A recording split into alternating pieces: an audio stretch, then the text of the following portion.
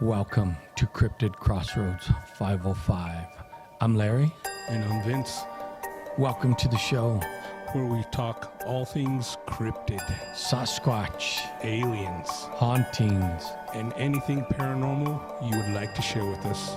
You can reach us at cryptidcrossroads505@gmail.com.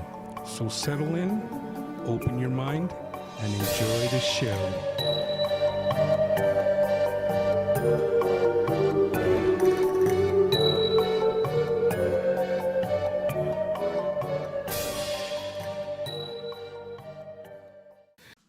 Hey, welcome back to Cryptid Crossroads 505. We're back doing it once again for y'all. Welcome back to the CCR 505 studios here in beautiful Albuquerque. Now, I just came in from the outside and looks like we might get some much needed rain.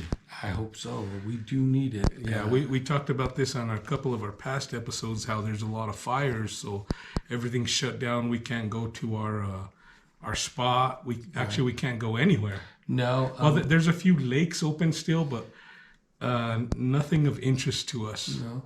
In the state right now, everything's kind of locked up tight. You know, I don't think we're gonna be going out there anytime soon either. But anyway, you know, on a different note, have you seen that California started restricting water usage? No, I haven't seen that. So they passed a law where right-of-way grass, it's illegal, so you can't water it. They're pulling it up, and they're taking some drastic measures, but they have to. They got a big population and no water. Right. Well, I was going to say we're not far behind that because our river is drying up. I know. So I want you people out there to take this seriously because, you know, they make beer with water. So let's conserve and let's be responsible adults out there, responsible patrons of this planet. We need clean water. And let's be honest, we need water for life, period. Yeah, no shit, no. Anyway, we got off topic, but we just want to bring that to you. Yeah, well, what was on topic was that's what's going on. That's why it is going on, and if you look around, you see it. But tonight, we're going to talk about our favorite topic once again, Sasquatch. But before we do, we're going to give our shout out to you. We always do a little toast to our fans out there, and this is to you. Thanks for listening. Thanks. Come and join us. That's right.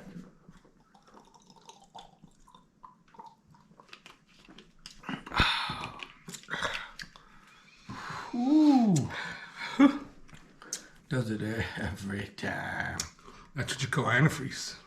It is, but you know, that's really props. I hope you guys think we're good actors because that's really just apple juice. Apple juice. A little bit of dye. But it's from concentrate. That's right. All right. Now that we're getting on the Sasquatch topic, I know you watched a documentary, but real quick, I want to throw this in there.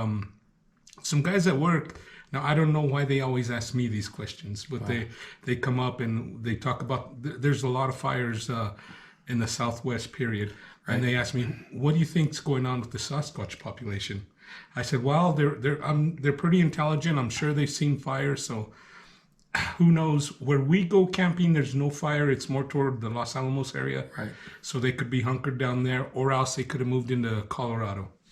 No, you know, and you're right. I think we kind of touched on that episodes back when the fires first started. Right. And yeah, you know, I wondered the same thing, just like the question your friend asked. I know they're intelligent. You know, they're masters of their domain. That's why I said they probably smelled the smoke and they knew, you know. Go the other way. Go the other way and go far away. But, you know, we don't know. Right, we don't know. And that's why I always kind of laugh. I'm like, because they ask me, I'm like, they're like, they ask you because you got this podcast. And well, they know I'm out there all the time. And you're the researcher. So. Okay, so now you just very briefly told me about this documentary you watched. Oh, okay. We'll touch base on it. So it's a new UFO documentary. It's called Tear in the Sky. And I've been seeing it, you know, it was advertised for months before it came out. And, you know, it was all over like Amazon. And where did I see it? YouTube and Amazon. And, you know, the biggest social media places to, well, Amazon's not social media, but they carry a lot of a lot of videos that you find on YouTube. And so what this documentary is, it's I guess she knows William Shatner, and I'm wondering if he funded it. So she goes out, her and her crew, for 5 days, and they just scour the skies there in Southern California. I think by the Catalina Islands, yes, because one of them is actually set up post on the Catalina Island. The other two are inland on the coast of California, and they triangulate with cameras and everything, and they got some pretty good footage. They actually got footage like a Tic Tac their own self. Oh wow! And the last part of it, it's called a tear in the skies, because they see like the clouds lighten up and then lights start coming out of the cloud, and they're wondering if it's a wormhole. And as they slow the camera down, you see one just pop up, and then it just kind of like fades away. So they're wondering, did we get a glimpse of a wormhole, a portal? Who knows? It was interesting.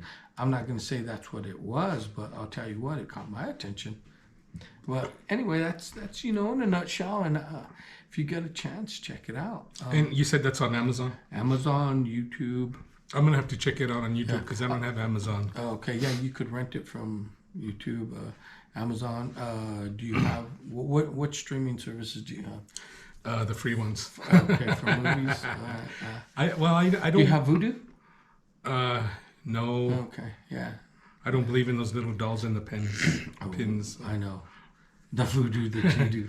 No, you know what, I have Discovery Plus. I don't get a lot of the streaming services because I don't watch a lot of TV. 90% of the TV I watch is Bigfoot related. I forgot. And the other 10% is UFOs. I forgot he's not married. Yeah.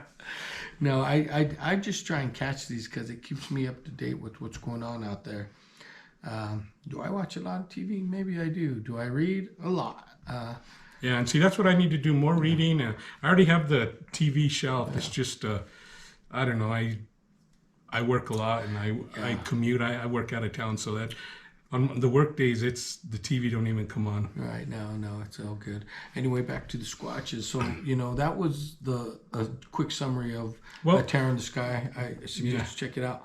But here's another thing on the Squatches. What was I just thinking? Man, I lost my train of thought. Okay, well, let me just, I'll give you a chance to get it back. Before we go, while you were talking about the UFOs, now, I don't know if I mentioned this, but I commute to work, and on the way to work around, it's central New Mexico, a town called Grants, there was something in the sky.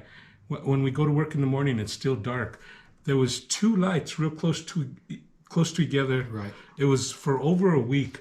Now, this is when the fires first started. There was fires up by Santa Fe and Mora, and there was every day, every morning, there was two things in the sky that had never been there before. And me and my friend noticed, and we're talking about it as we're driving, and after a week, they're gone. Wow. Now, so they're permanently just... They were just there. Just hanging and... Now, I thought, one of my thoughts was maybe it was a drone from the government watching the fires. Right. Or was it something extraterrestrial seeing what's going on down here? Who knows? These dumb idiots are killing their environment. Oh, yeah. But the cool thing is, you said it hung there, and lights just don't hang there. And there was two of them. Yeah, and if they're a big star, one and a smaller you know one. about them. Right, but like I said, where are they now?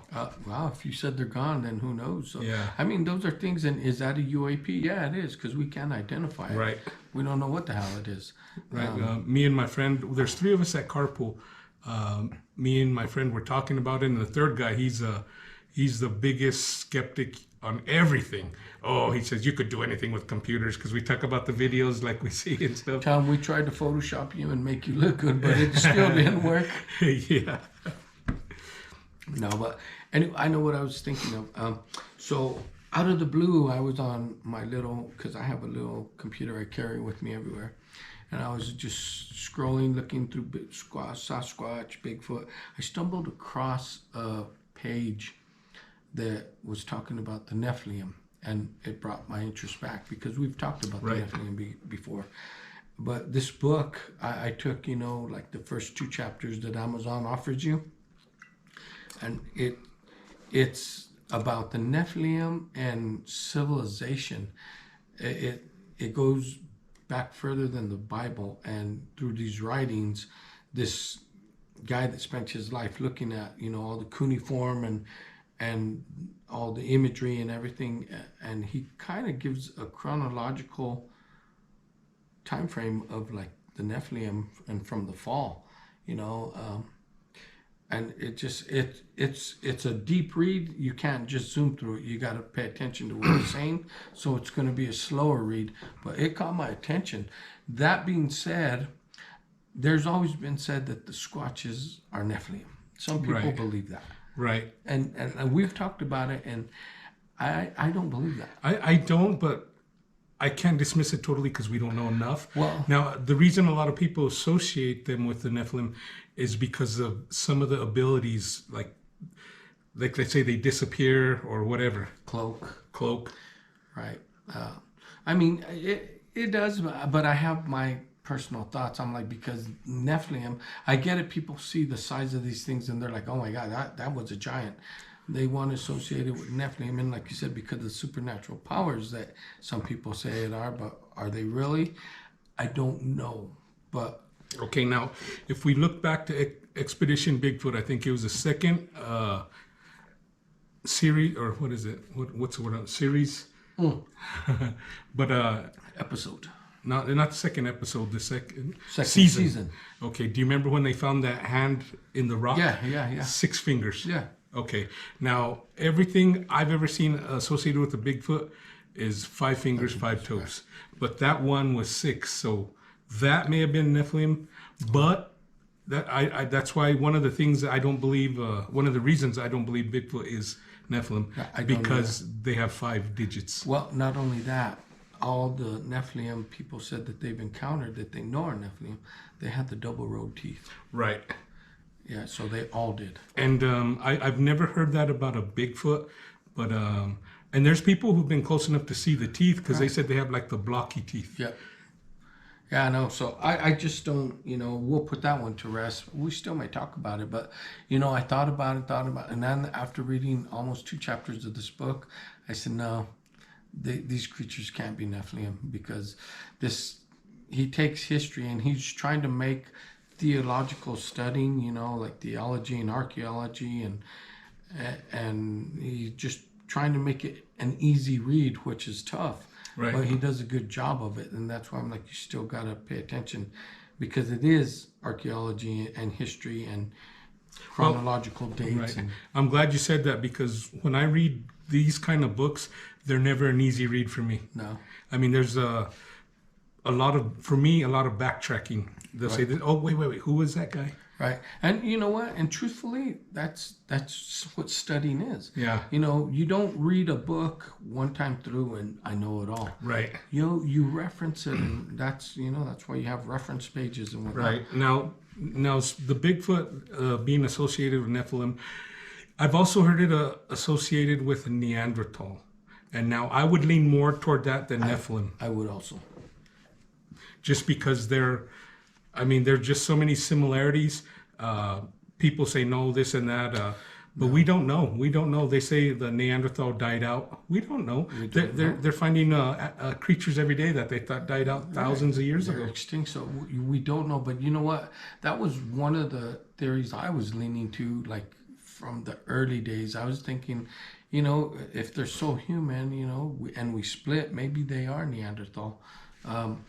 For just, the way people describe the head, the cranium, the teeth, that's like Neanderthal. It's similar. I mean, they could have been a branch or a race of right, because Neanderthal, their features were a lot like ours, but bigger. Right. Now, it's funny. I had forgot all about this, but the other day I watched Thinker Thunker. You know who he is on YouTube, and he was going through something because Todd Standing and what's a Survivor man, Les Stroud. They called him out on something, and he's like, I didn't do nothing. I just showed the videos. If anything, I ruled in their favor. So he went back and he showed Patty 3D with no hair and the proportions to like us. Right. Now, the Sasquatch Patty, they have the a little bit flatter nose, Right. but they got the huge lip because the nose is shorter. Right. Now our nose is bigger. Right. And there was, the way this all started was people saying those Sasquatch videos that Todd Standing has were him in a costume. Because of the lip? Well, he measured them and they don't match up. See? No, and that's what I'm saying. Because I heard that also as well. And I'm like, wait, hold on. Look at the one that was staring like toward the end through the log when they zoom in. That one looked like a chimpanzee. Right. But you could tell that's not a costume. Right. Now, if you guys aren't familiar with Thinker Thunker, he's on YouTube. He is an outdoorsman, but he does a lot of these video breakdowns, and he's actually one of the better ones.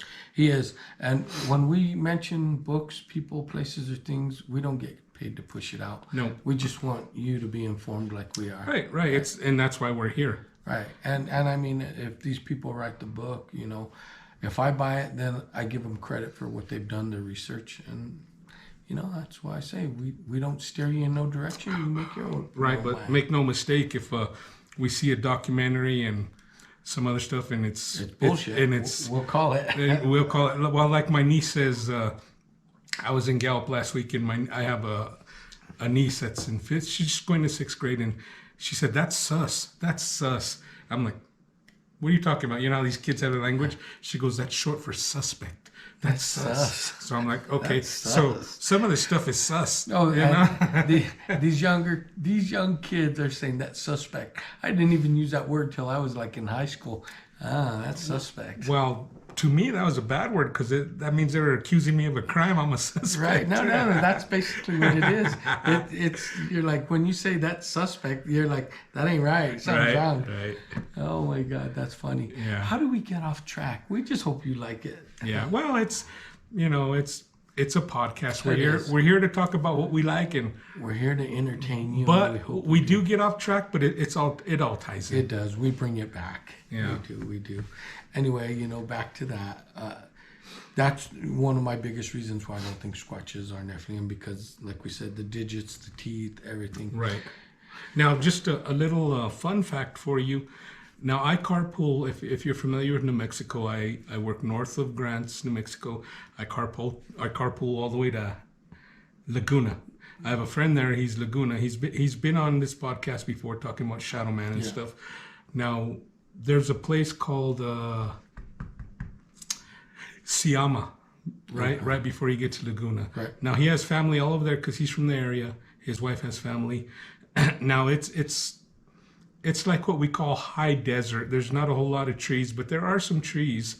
But some people this was a few years back, they were going hunting, and they went back in those, they're not really mountains, they're foothills, but they found tracks, Bigfoot tracks. And I did not dismiss it, because you could pass from the Zunis through there into the higher mountain ranges. I was going to say that, this won't be the first time this Sasquatch was pictured in a desert environment. Right. Same as the Sandias. We had a professor at UNM in Gallup that got in trouble for taking his class on an expedition because he spent $1,000 of the college's money. I mean... Well, they could take $10,000 to take someone golfing. Right, but that falls under the athletics. I agree. It's bullshit, but I see what they're doing. You can't do this. Well, here's my biggest pet peeve. I think it wouldn't have even come to the surface. What brought attention to it, and I say it as myself, as what I know about business and accounting and whatnot, which you'd have to pay me to know. The words Sasquatch expedition or Bigfoot, something caught someone's eye when they were processing payment. Yep, and not only that, it was a big story on the news. That's the only reason it was what it was. They could have, just settled it at the college level, but since it's on the news, of course they had to do something. You're going to tell me he would have got questioned if he would have put 57,000 or 5,700 for biology, a tour in the mountains, a fossil expedition up in the Sandias. Yeah, they would have said, approved, go. Now, we've heard stories about the Bigfoot and the Sandias. That's why he went there.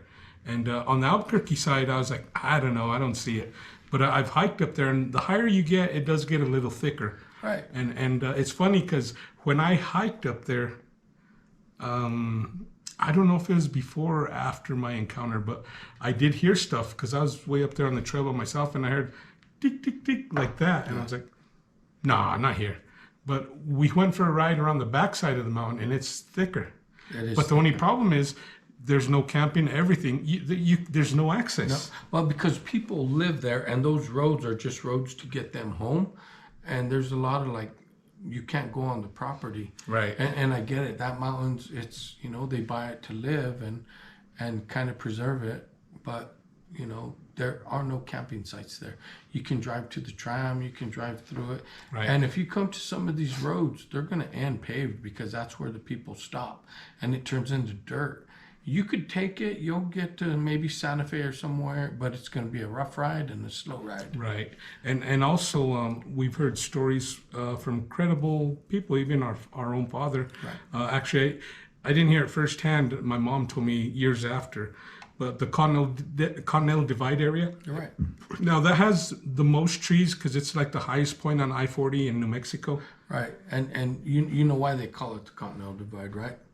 That's where, when rain falls right there, some of it runs east, some runs right. west. It's a peak basically, Right, yeah. but it runs all the way up to Colorado and stuff. But our dad saw one, and I've had other people who've seen them, not necessarily on Continental Divide, but that forest goes back to the Zuni Mountains or even Blue Water, around Blue Water Lake. People have told me they've seen stuff. Yeah, no. Well, McGaffey, you know what? If you look like my son Jimmy, reached out and said, where can I find the map of the sighting? So I told him to go online and Google it, and because he was up in Washington, and he's like, tell Uncle Vince we need to come up here. Because first they wanted to go to Big Thicket, but he's seen how much publicity where Sasquatch is everywhere in the Pacific Northwest. And he's like, what? He said, what's up? And I said, there's a lot of sightings up there. So he Googled it. He saw the map, like New Mexico versus up there. He's like, we need to come up here. There's sparse sightings here. Now, I don't believe they're all recorded because mine was never recorded. I reached out to BFRO, they weren't. And in this area is different because we have a lot of native tribes and they don't give up information easily. No. And I do believe that it is skewed because people here will not report it as to where the Pacific Northwest are used to it. Right. It's been reported since the 50s. It's part of their lifestyle, their culture, because everywhere you go, there's Bigfoot paraphernalia. But here, they're going to call you crazy. But I think, we do get a lot of sightings here because, let's face it, these creatures are not harnessed. They're not a chain. They're not your dog. They're not in a kennel. And they travel from, theoretically, they could travel like 100 miles in a night because they're built for it. And, and us, not so much. Not so much. So not to get off topic, but I just had a crazy idea. You know how, like in the dispensaries, they have all these different brands of marijuana. Right. They have Fruity Pebbles. They have what do you call it? The Blues Brothers. Belushi. Why don't we get with somebody to make like a super powerful strand, and we'll call it Bigfoot? Right, because it'll knock you out. It'll stomp you to the ground. Wait, I shouldn't have said that on the. No, you're fine, but I don't mess with none of that. No, I'm not saying, but I'm saying we could get somebody because you're the money guy. Yeah, I am the money guy. I'm talking the business point. See, now he's talking money. Now let's go. There you go. No, I'm just surprised someone hasn't thought of that. Or maybe they have, I just don't know. You know what? And it'll come. You're looking at legalization in the states that happens slowly over a period of time, but half of them are there. It's a matter of time before they become like the pizza industry where Bigfoot, 3-pound pizza with all the meat. Yeah. No, they sold those in Walmart. Yeah, that's what I'm saying. Okay, now. And so you'll walk into a dispensary and there'll probably be a 2-pound joint, Bigfoot. Bigfoot, there you go. Now, it's funny because going back, we talked about the documentary that Bobcat Goldthwait, when they're before they go out to the Patterson-Gimlin site, they're in the town there, and they got the Bigfoot burgers. Yep. Are you out? No. We got they had the Bigfoot burgers. Yeah, And no, I was I like, know. I was like, man, I could I would eat one of those. And the bun shaped like a foot. I'm Yeah. like, I could definitely try one. And of you know those. what? I'm in the Bigfoot sites, and for some reason, everybody sends me Bigfoot stuff that they find. And I seen one where they made a meatloaf shaped like a foot, and they put onions as a toenails. I thought that was pretty cool. That is cool. But people are creative when it comes to they Bigfoot. are, but it makes me happy because when people think of Bigfoot, they say, "I think of you." Yeah, well, I don't know if it's because I stink or what. But well, it's because of this, and they all listen to your podcast, yeah. and they should tell a friend. You should tell a friend. you should Now, tell a friend. one more thing I did find since we're on the Bigfoot topic is on one of these Facebook pages. I don't know if you've seen it. It's a air freshener or something that says Bigfoot, I haven't seen it. and they said it actually smells like a Bigfoot something, and it smells like trash and rotten meat. You're like, oh, your girlfriend's gonna be like, oh, you have air freshener? Psh. She'll be like, oh. Then I'll come over. Let's get drunk. I don't have a girlfriend no more. Oh, that's every week. No, I'm just kidding, Oh. people. I would say every other week. Come on. Yeah, no. Anyway, back to the Bigfoot topic. Back to the big man. I think, we've talked about a few things tonight, but I think, seriously, because we touched on is it extinct topic. I seriously think sometimes that these could be Gigantopithecus, just Pithecus. tongue tie. It could be Roger Moore Yeah, too. you know what I meant. Gigantopithecus. Pithecus. Anyway, he has a speech impediment. tonight I do.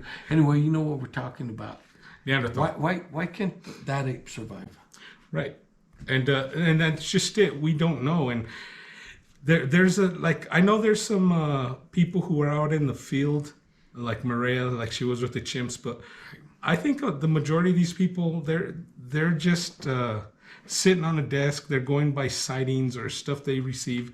An example, okay, that for a long time they said there was no more wolves in New Mexico, and that's why they wanted to start introducing the Mexican gray wolf. Mexican gray wolf. Yes. Okay, now I got to call bullshit on that because when we were younger, our dad was a hunter. He would go every year with his friends, and he would tell us stories about running into timber wolf. We told him about that last I know, episode. but I'm just... Oh, you're reiterating. No, yeah. about the Neanderthal being extinct. Oh, yeah, no.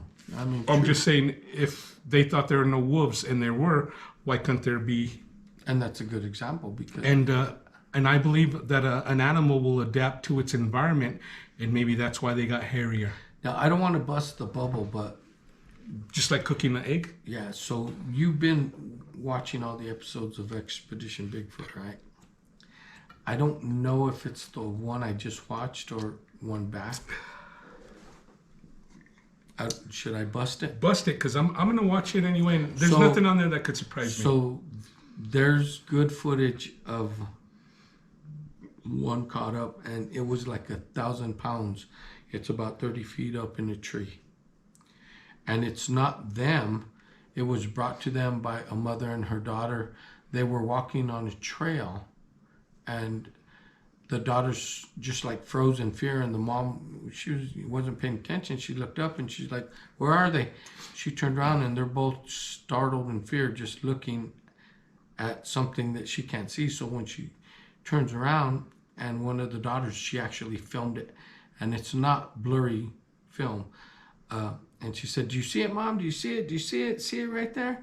Once the mom saw it, she said, oh my God. She said, turn around and walk slowly. Back up, walk slowly. Was it a big one? Yeah. Okay, now, I had already forgot. Did you see the one I sent you about the baby in the tree? Yeah, we've talked about that. No, I just sent it to you. Oh, no. When, today? It's in the tree still. It was a couple days ago. Yes. They're like, what is this? They thought it's a juvenile. Right. First they thought, is it a gorilla? Is that's Right. what they're saying? No. But they came around from the front, and it's kind of with its head down. It's motionless. Yes. But it's holding on to the tree. It's pretty high up. Yeah, it is. Now I'm thinking, the mom and dad, they put it there, and I guess they instinctively know to be quiet. Right. just like we seen the turkey hunter video where they're carrying the deer. She puts the deer down, she grabs it out of the bush, a baby, and then grabs the deer and takes off. Yeah, no, and you're right. So here's my thing. People say, and the footprints suddenly disappeared. If you're not in a clear field, and I would like to go back and hear these eyewitness accounts of the tracks disappearing, first question I would ask from here out is, was it a clear field or were you still in the forest? If you're still in the forest, then let's start looking up, see if you see broken branches. And I've told you that before, the theory about climbing a tree to tree. Right. Now, one of the famous trackways where they got a lot of footprints, a lot of gait measurements, and it was with, I think, Cliff Barachman, but it was on a beach. Right. In Northern California, I believe. So, here's my question. There's no trees. That's why they got so many. Yeah. Now, here's a theory I thought about once I saw that. So you know how everyone's like, I hear branches breaking, but I don't see nothing? Could it be something big, strong, and heavy moving up there, breaking the branches? Tree to tree. And you know they got the strength if they can knock over one of those big trees. Mm-hmm. And that's been my theory from the beginning, because one, they know how to walk it. Well, when I had my encounter, I told you I could hear them walking through the bushes. Right. They're intentionally stepping on bushes so they don't leave tracks. And then they get up when the big enough trees, close enough, go through the treetops. Maybe not the tops, but at least the middles. And you know what? It's more and more plausible because I thought about that. I'm like, you know what? No one could ever get it on thermal or night vision, and branches are breaking all around you and you don't see it. I'm like, but you're in a dense forest. That thing could be going from tree to tree above you. And you don't even know it. And what have we always said? When people hike, what are you doing? Looking down. Looking down at your footing. Right. I mean, I thought about that and I was like... When we went out there with your dogs and we found the tracks, and at night, remember your dog was going nuts. Yep. How do we know there wasn't something in the tree up there? We don't. You know what? Because we don't look up. I was cleaning out my pictures and I just was looking at that picture earlier today of your footprint against that other footprint. And I looked at it. This is like the 10th time or about 100th time. But I re-looked at it again and I'm like, that print is more defined than we initially thought. Yes. The more I look at it, I'm like, I would like to put it in a grayscale and I'll bet we see perfect toes. Right. And a lot of my friends, they questioned it from work, the hunters, because they said, well, you know how bears step in each other's. No, I told them the front one, we would have seen claw marks. Yep. Definitely. And also, even if they step perfectly, you're going to see like an hourglass. Right.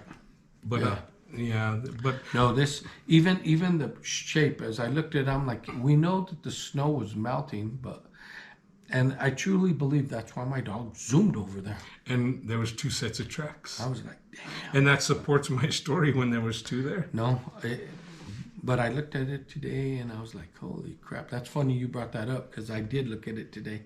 I was like, man, this is more and more defined each time I look at it. Yeah. You know? It's just like every time you watch a movie, you see different more details that you didn't see the first time. It's funny how it works, but I mean, I think we shared it on when we were doing Late Night with Larry. It was in one of our backgrounds. Right. And I also shared the one they sent me from Cuba, remember? Oh, yeah, yes. Now, that just goes to show you, I guess we are obsessed.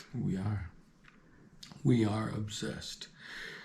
Anyway, that's what we wanted to talk to you about tonight. We could have went on, but we'll do that next podcast. We will. I'm going to catch up on a few of the documentaries and the Expedition Bigfoot, and we'll talk about that too, and maybe some more UFO stuff. And who knows, we might revisit the ghost.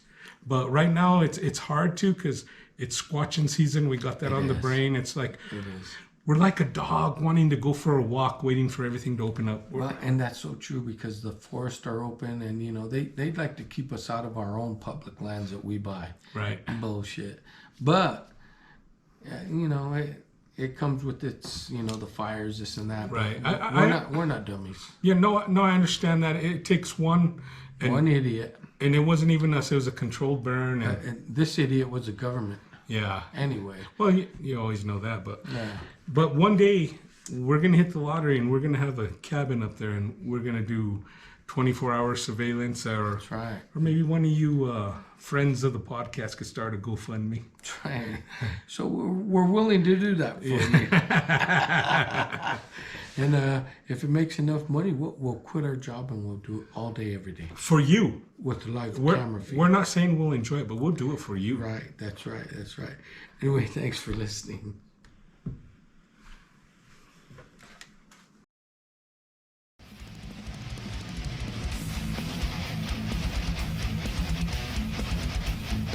Hey, thanks for watching. We hope all you YouTubers enjoyed the show. That's right. And don't forget to reach out to us at cryptidcrossroads505@gmail.com. Peace. Peace.